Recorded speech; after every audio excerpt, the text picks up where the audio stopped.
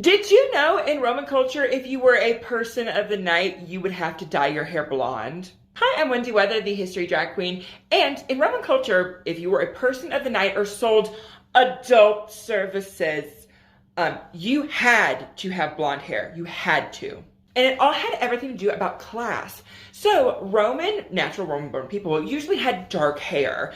And for class standings, people of the night and people who did services of an adult nature were seen kind of as lesser than, and people who had blonde hair were usually the Gauls or barbarians. So to make sure nobody is thinking that these very good Roman women are, doing these ill things, which also in the Roman times, that was 100% legal. Doing that service was 1000% legal, and there was no repercussions of stigma of that. And they didn't want people to think good Roman women were doing that service.